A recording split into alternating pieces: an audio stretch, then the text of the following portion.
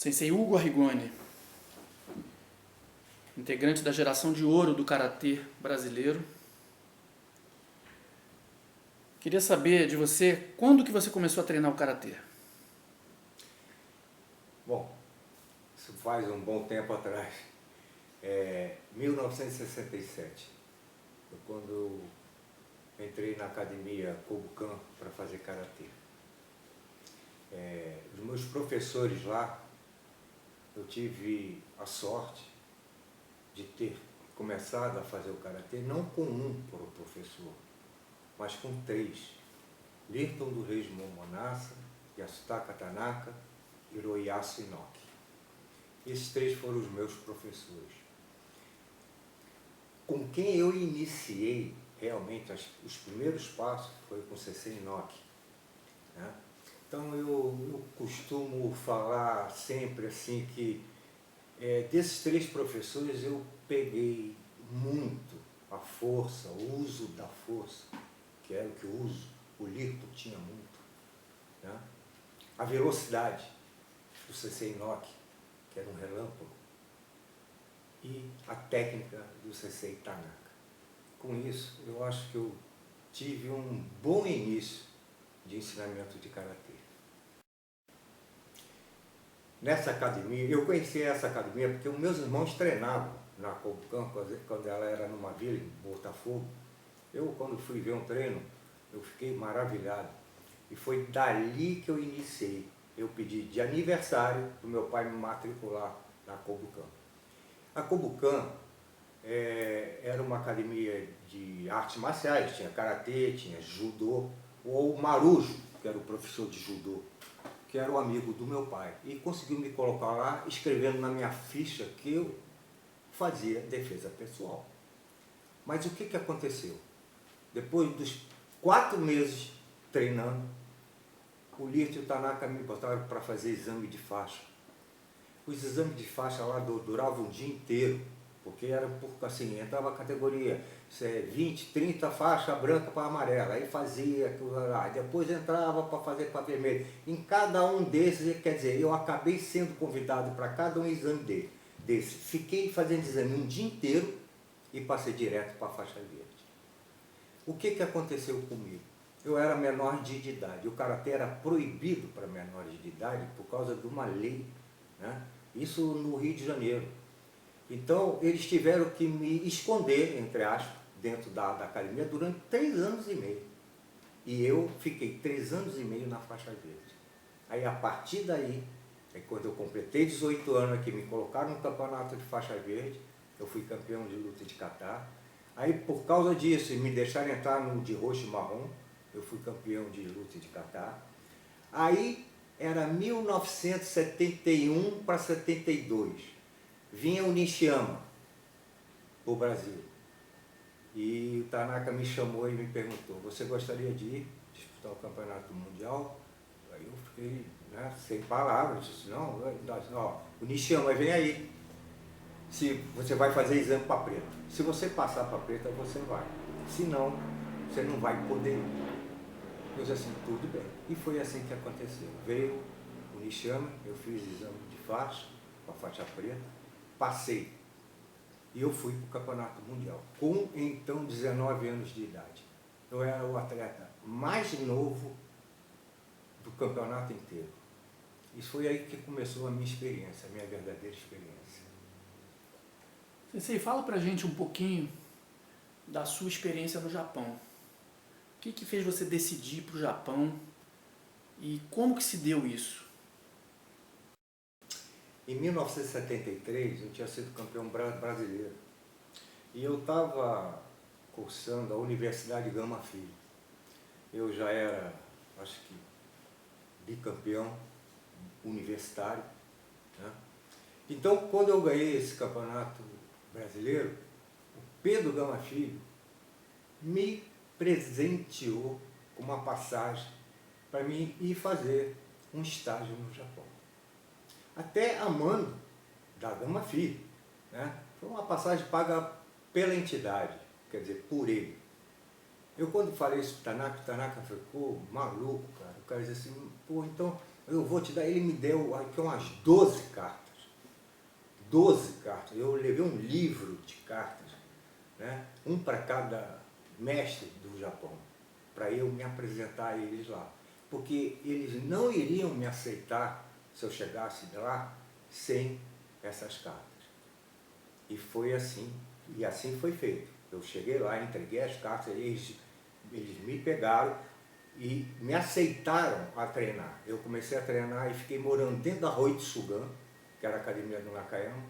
Eu fazia aula de manhã do Nakayama e à tarde do Kanazawa. Eu ia fazer as aulas todos os dias na JKA e dali à tarde eu ia fazer na Takudai, com Tsuyama Sensei. Então eu passei esse tempo lá. Era um Japão muito feudal. Para você um estrangeiro lá era difícil. Era muito difícil. Ninguém te olhava e não te... Eu fiquei 2 meses sem ninguém me corrigir. Tive vontade de voltar, de largar tudo, mas eu não estava entendendo o porquê, né? Toda vez eles me pegavam, me davam no final do treino um balde d'água, uma vassoura e mandavam eu lavar o banheiro. Depois de um certo tempo é que eu fui entender como é que funcionam as coisas lá. Numa aula entrou um aluno novo. E depois da aula, eu já ia pegar o balde e a vassoura, aí o professor me pegou, tirou da minha mão e deu para o aluno novo. Aquela ia ser a tarefa do aluno novo agora. Eu já tinha passado pelo teste. Eu aguentei, fiquei, insisti.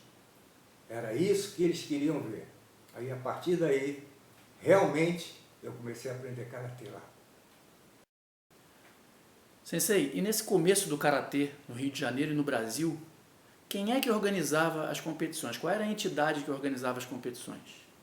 Bom, aqui no Rio de Janeiro, o karatê não tinha uma federação própria, então conseguiram colocar ela na Federação Carioca de Pugilio. Era soco, né? Soco, eles achavam que era a mesma coisa. Mas para ela se tornar uma entidade, né, federativa. Então, a primeira federação foi uma Federação Carioca de Pugilio. E depois foi feita a Federação de Karatê, né, a Federação Carioca de Karatê. E as competições eram organizadas pelo professor Lirton Monassa. Ele era professor de educação física, formado, dava aula na universidade, né? Ele entendia de chaves, então, e era ajudado muito pelo Tanaka, tanto que o Tanaka depois ficou um exímio fazedor de chaves, né? Então era assim que funcionava. Eles organizavam, né? E conseguiram fazer as competições cariocas e daí partir para as competições nacionais. Sensei, você tem um vasto currículo aí como atleta de karatê, foi campeão carioca durante 17 anos seguidos, foi tricampeão brasileiro individual, vice-campeão pan-americano individual e o seu título mais importante, vice-campeão mundial, tanto de kata quanto de comitê individual. Até hoje, esse é um feito inédito aí no karatê brasileiro. Eu queria que você dissesse pra gente quais foram as suas lutas mais marcantes nessa vasta carreira. Bom, aí você está me colocando assim, todas as lutas para mim foram muito importantes. Eu aprendi em cada uma delas, inclusive com James Field, né, no Campeonato Pan-Americano, que eu não consegui ganhá-lo, né? Mas a mais marcante para mim de toda a minha vida, e todo mundo sabe disso, foi com o Sensei Iyahara, né? A primeira vez que eu encontrei ele foi na Copa Anwar Sadat. Era um campeonato mundial, mas um campeonato mundial que era feito da seguinte forma: eles escolhiam os melhores atletas de cada continente do mundo. E com esses melhores atletas, eles fizeram um campeonato mundial, né, chamado a Copa Anwar Sadat. Eu consegui chegar na final para lutar com Iyahara Sensei.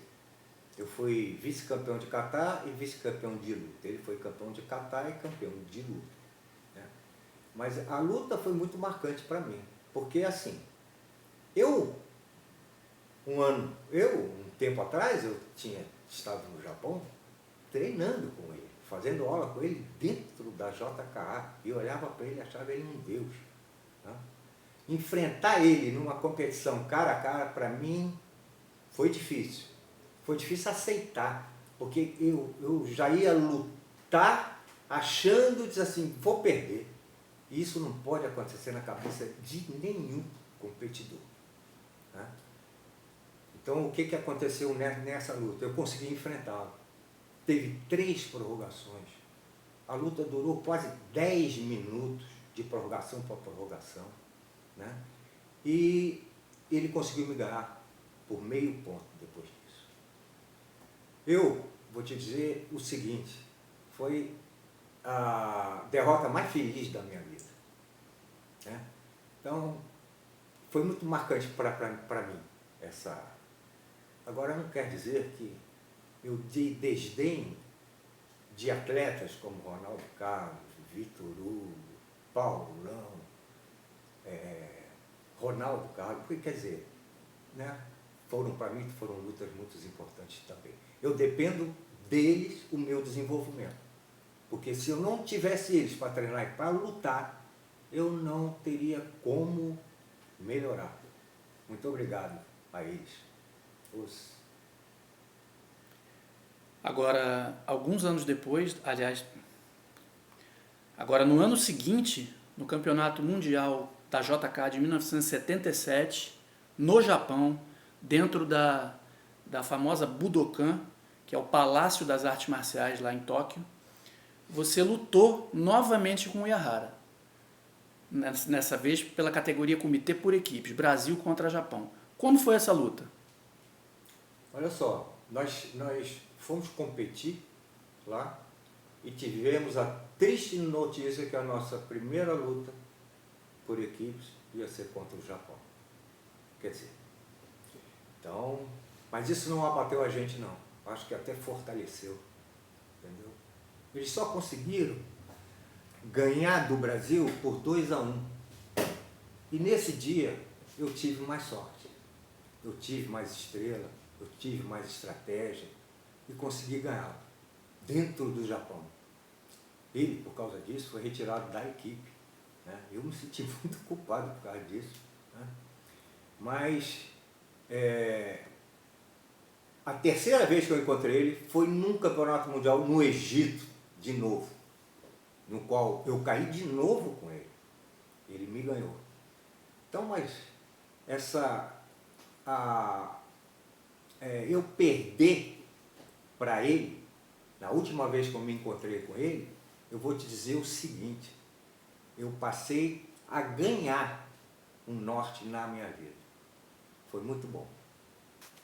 Sensei, você como um integrante da geração de ouro, participou da gênese do Karatê no Brasil, do começo do Karatê no Brasil. Todas as primeiras competições você fez parte e presenciou o desenvolvimento do Karatê no Brasil e no mundo. E também presenciou a primeira grande divisão no Karatê, o grande racha no Karatê, onde ficou de um lado o Karatê chamado Vuko, que era o Karatê esportivo, cujo objetivo era tentar entrar nas Olimpíadas, e do outro lado ficou o Karatê tradicional. Como se deu essa divisão aqui dentro do Brasil? Você que presenciou em primeira mão. Olha só, tudo aconteceu, o início de tudo isso foi quando a JK se afastou da Vuko em 1972 e começou a fazer os campeonatos mundiais por ela. E nós éramos da JK.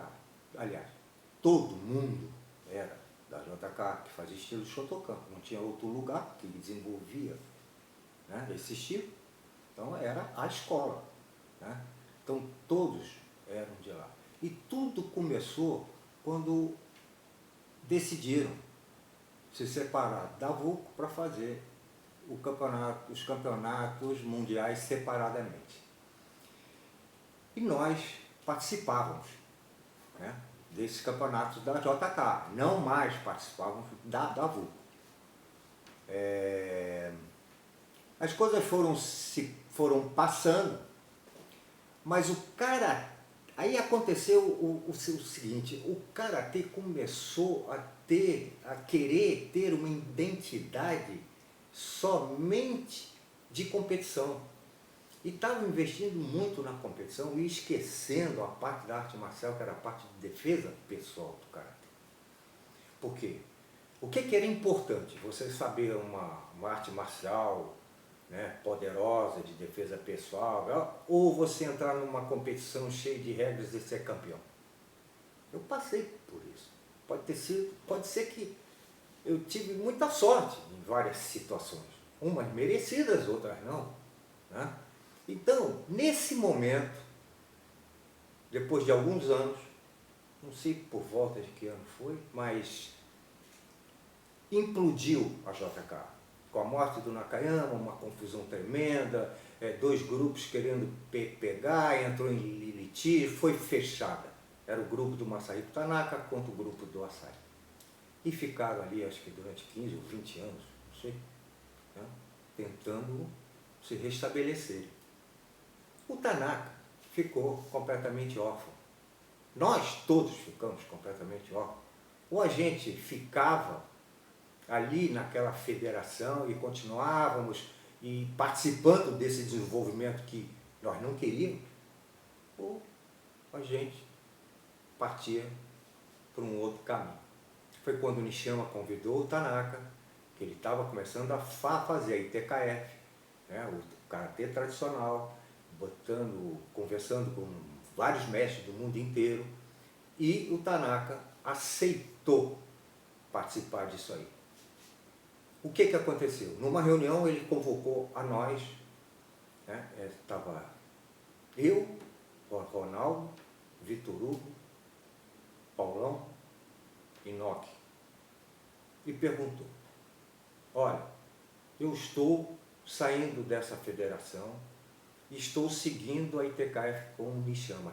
Quem vai comigo? Lógico, todos fiéis a ele. O caminho que ele escolhesse, a gente confiaria. Nós seguimos. Nós estamos junto com o senhor, Sensei.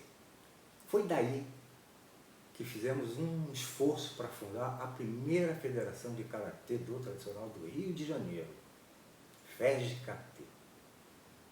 Por incrível que pareça, foi esse nome que iniciou. Durante 2 anos, a federação ficou existindo só com essas 5 academias. Todas as academias, todos os estados ficaram em cima do muro, não quiseram ficar em dúvida, mas até que no final de tudo começaram a aceitar.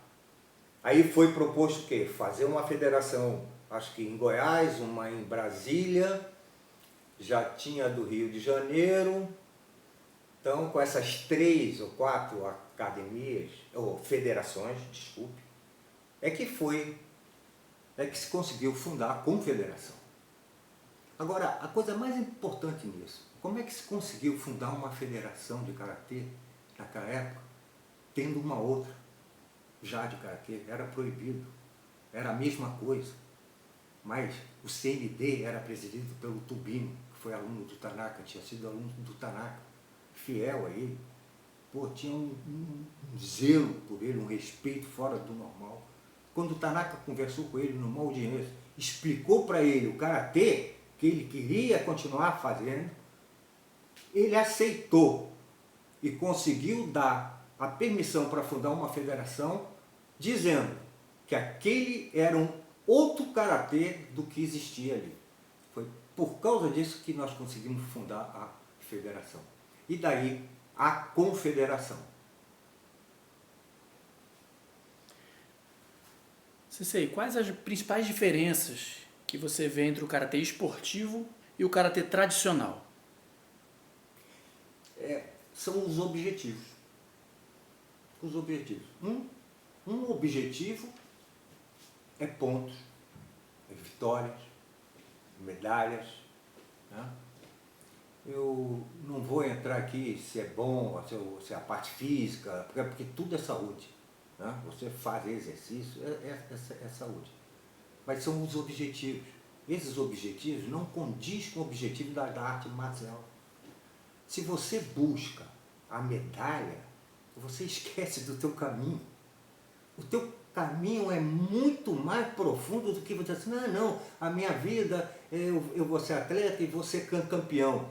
Olha, isso pode ser um início, vocês podem usar isso no início, mas isso tem um tempo de vida. Que depois desse tempo você tem que abandonar a competição e seguir dentro da arte marcial. É aí que você vai começar a aprender arte marcial.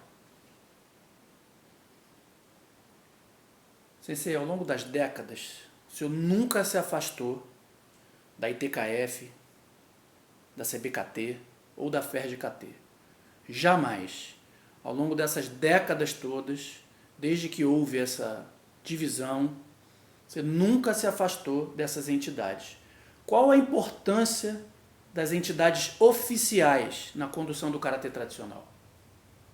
Acho que são primordiais. Acho que sem uma organização as coisas não funcionam. Ou não devem funcionar como deveriam, né? E vou te dizer assim, o Tanaka me ensinou muitas coisas, técnica e tudo, mas na vida ele me ensinou coisas muito mais preciosas, né? Ele me ensinou a gente definir o caminho que a gente quer na vida. E daí não se desviar dele, em momento nenhum, por nada. E quando nós decidimos seguir o karatê como arte marcial, que foi aí que eu te digo, eu não sabia karatê, eu fazia karatê. Depois disso, eu comecei a conhecer o karatê. Foi aí que eu comecei a entender tudo, mas foi pela arte marcial, não foi pela competição. Tá certo, a competição é muito importante na vida de um praticante, é uma fase da vida dele. Ele desenvolve muito, é muito bom para o desenvolvimento humano, né? Você consegue desenvolver assim, o controle em cima de medo, de ansiedade, né? E que isso vai te servir para a sua vida. Mas olha, tem um tempo, dali você tem que parar, aí você tem que começar a aprender karatê realmente. Sensei, para finalizar, deixa um recado para os praticantes de karatê, principalmente os praticantes de karatê tradicional. Por que filiar-se a uma entidade oficial de karatê tradicional? Por que não seguir sozinho? O que ele vai ganhar se filiando a uma entidade oficial? Olha só, ele vai ter todo o apoio que ele precisar durante a vida profissional ou a vida de atleta dele, né? Ele pode ser até um lobo solitário, mas olha só, lobo solitário não chega muito longe não, por isso que eles andam em matilha. Então veja bem, é importantíssima a organização, a direção, né? E assim, e não o desvirtuamento do caminho, não deixar com que o karatê siga ou se desvie para um outro tipo de caminho que não seja o da formação humana, a formação do caráter de uma pessoa e a saúde. Hoje em dia, o karatê tradicional, a arte marcial, é voltada para isso. Antigamente, o karatê era treinado para matar. Hoje, a gente treina ele para viver os